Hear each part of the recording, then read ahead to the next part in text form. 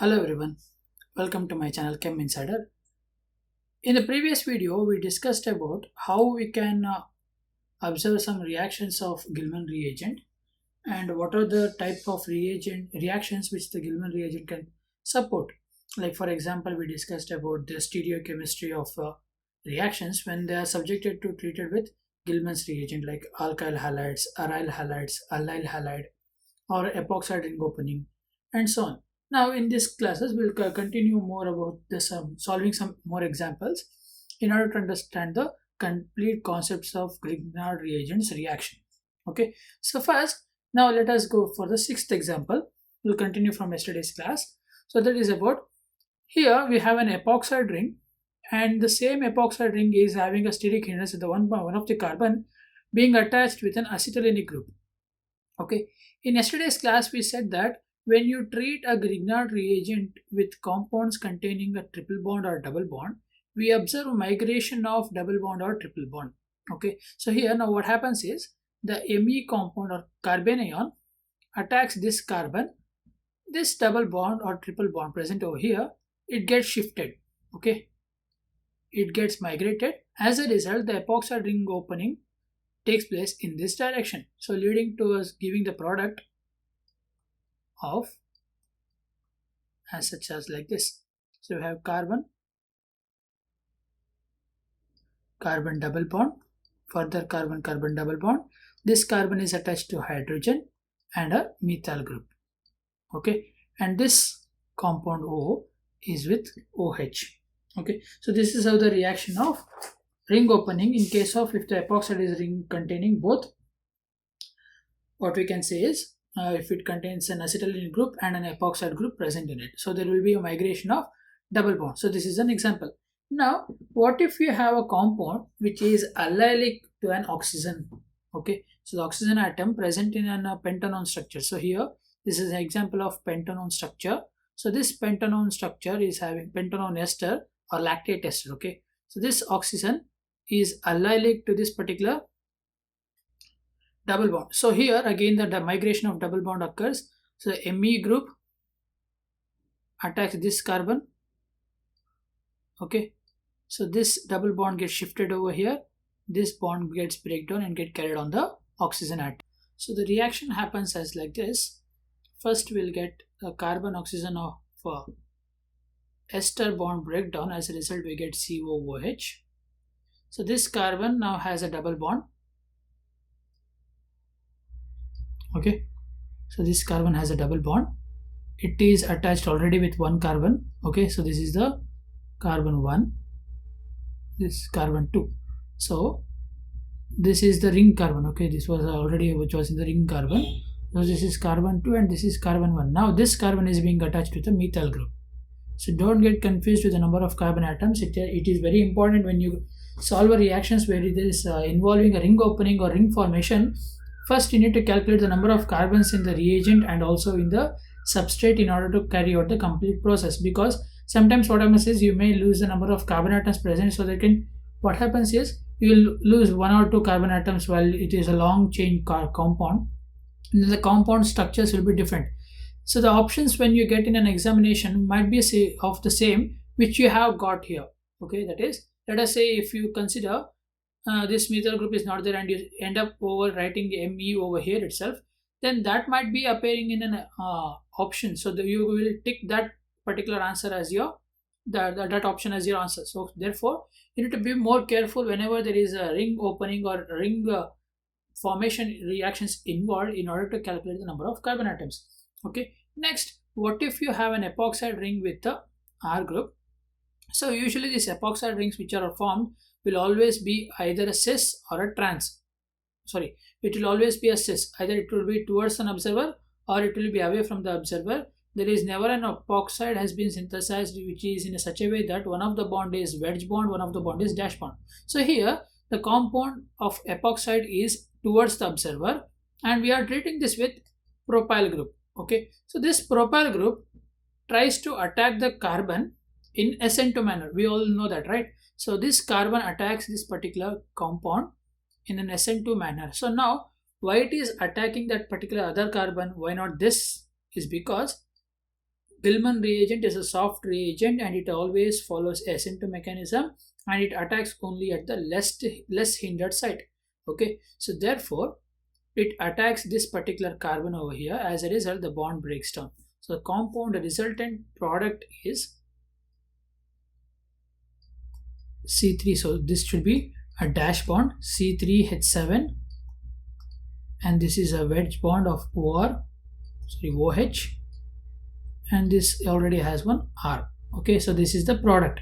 So what happens in this case? Why didn't the MECU-Li attack the less steric hindered side? Let us say this position. Why did not the Gilman reagent attack this less hindered side? Is because if you observe carefully, there is an involvement of multiple bonds. So therefore, it always tries to attack the multiple bond compound first in order to break down the epoxide. So if it attacks this carbon, so automatically we are involving in a reaction of breaking the bond of both epoxide ring and also the carbon-carbon coupling reaction. Okay, so therefore it is favoring this type of addition, whereas in compared to the other epoxides where it is not, there is no any acetylenic group or multiple bond present, it is attacking the normal position of less steric hindered side. Okay, next example.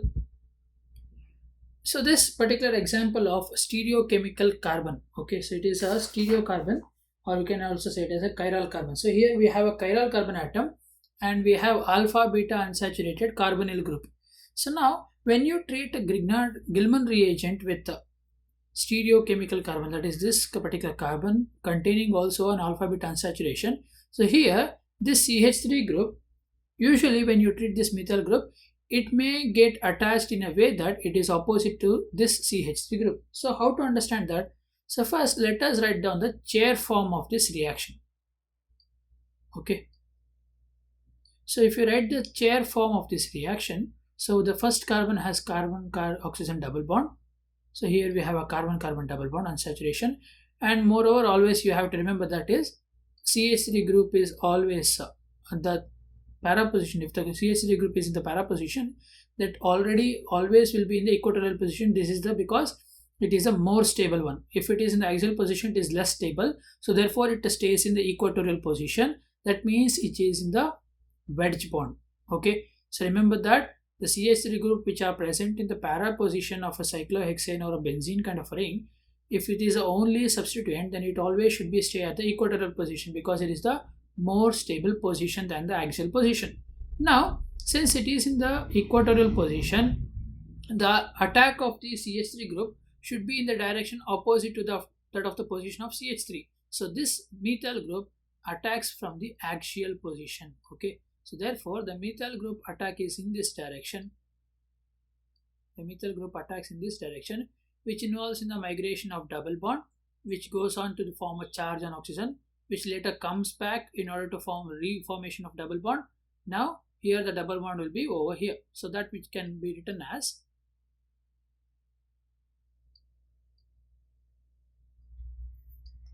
double bond O. We have CH3 at the equatorial position. We have CH3 in this position.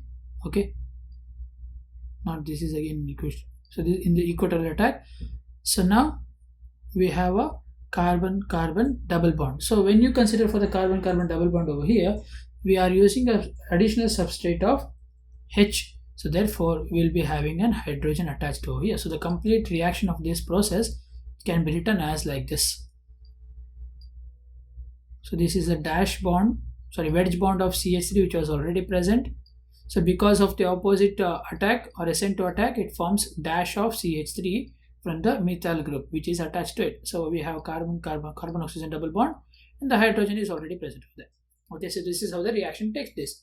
So next, if you consider for the important properties of Gilman's reagent, we can say that Gilman reagent has a 4 or 5 specific types of reactions when we compare them with the addition process. Okay, so here we have alpha beta unsaturation of carbonyl group, but in order to get added the 4th position, we have given what we can say is ring junction. Okay, so this ring junction on the other side has a stereochemical carbon, that is we have a chiral carbon.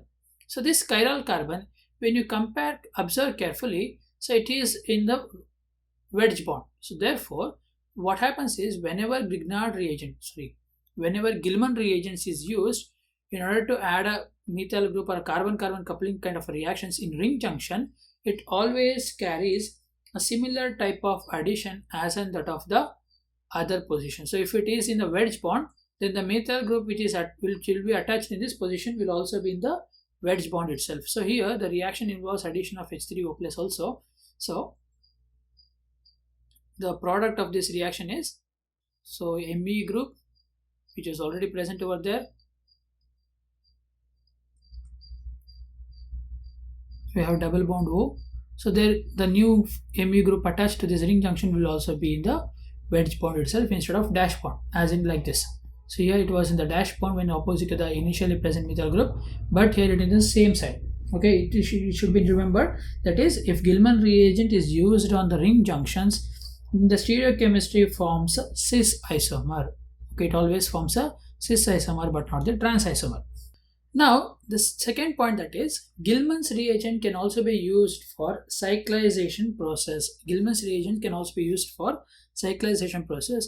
If you observe this reaction, the ninth example, that is, the Gilman reagent Me can also be treated in such a way that it can replace the bromine atom. But actually what happens here is, because of the presence of alpha beta unsaturation, this Me group attacks this particular carbon atom, giving us the compound like this.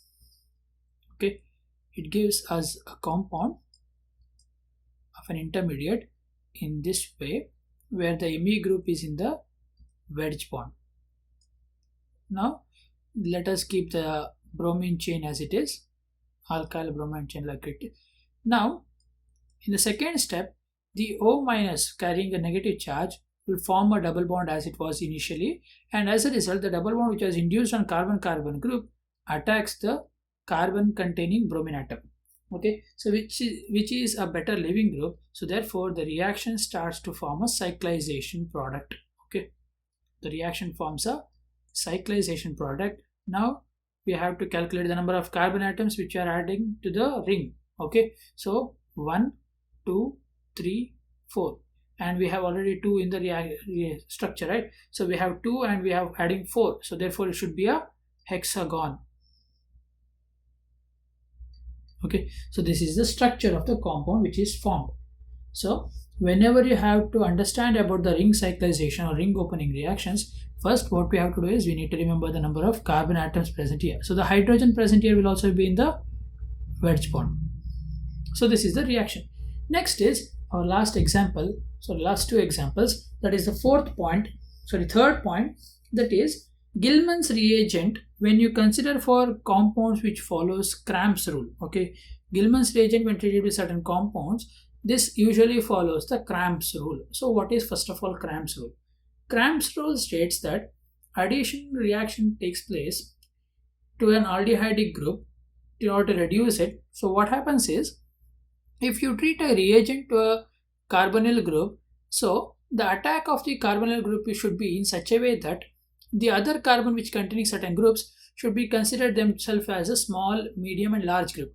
Okay, so first we need to classify this carbon's substituents as small, medium and large, and then we have to find out the position of large group and the carbonyl group. If it is syn in formation, that is, if it is cyst form, then the attack should be from the M compound. Okay, we'll understand this with an example itself. So if you consider over here, the carbonyl group, carbon oxygen double bond, is present in such a way that we need to classify these 3 groups as small, large and medium. So if you consider these 3 groups, pH is the large group, that is phenyl group, we can say it as L. Hydrogen is the smaller one, so let us say S. CH3 group is the medium one, so M. So here the large group and the carbonyl group are anti to one another. Anti means, in other words, trans to one another. So the carbonyl group and large group are anti to one another. So therefore the reagent Me should be attacking the carbonyl carbon from the direction of the small group. Okay, that is, Me attack from S group or S direction. S direction is, that is from the bond formation of hydrogen. So since the small group is on wedge bond, the formation of Me to this carbon should be also in the wedge bond. So the product which we get during this reaction is, so this is hydrogen, this is our large group pH, this is our small group CH3, and we have our carbonyl hydrogen. Now the O double bond O should be broken down into OH, right? So the Me group which attacks the carbonyl carbon should be in the direction of S. So therefore it should be in wedge bond. As a result, the OH group which is formed will be in the dash bond. Okay. So if you have certain confusions, if in order to consider Cramp's rule, we're going to discuss Cramp's rule more in the later classes. Okay. So first we are just considering for this particular example, I'm just taking this first point, that is about if the large group and the carbonyl group are anti to one another, then the attack of the reagent should be in the direction of S group, that is a small group. Now for this last example, that is how to treat this process. So this is a previous year question. So first it has to react with the Gilman's reagent, then it is being treated with alkyl halide. So first what happens is, this is an alpha beta unsaturation. So the compound we get after the first process is, after the completion of the reaction, we get R prime, Me, CH3 and CH3. So this is the product which we get. So now let us see how the mechanism takes place. So first we need to convert this structure into chair form. Okay.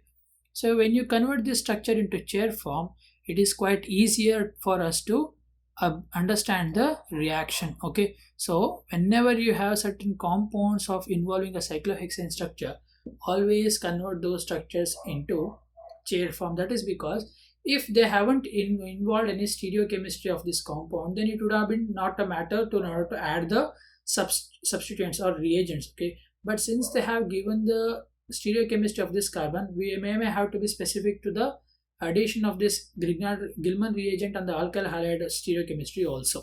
So therefore, so once you do this, we have a double bond over here and we have this carbon. Okay, so this is the carbon which is attached to our group. So if you consider here, so this is the axial position, this is the equatorial position. So equatorial position is the wedge bond, so dash bond. So this is carbon, hydrogen, CH3 and CH3. So in the previous classes, I have explained you that if there is no large group present, bulky group present in the axial positions, if there are no bulky group present at the axial position, the addition of the process can be carried out in such a way that it usually follows the axial addition. Okay, so therefore this Me group will attack from this direction. As a result, the Me will be forming a wedge bond. Okay, the Grignard reagent will be forming wedge bond. As a result, we have the Grignard reagent in this position. We have this dash bond of R. Let us say consider this complete compound as R. And now we have the double bond over here with O minus charge. Now when you treat this with alkyl halide R prime of X, when the double oxygen forms a double bond again, so this double bond attacks this alkyl group. So the structure will be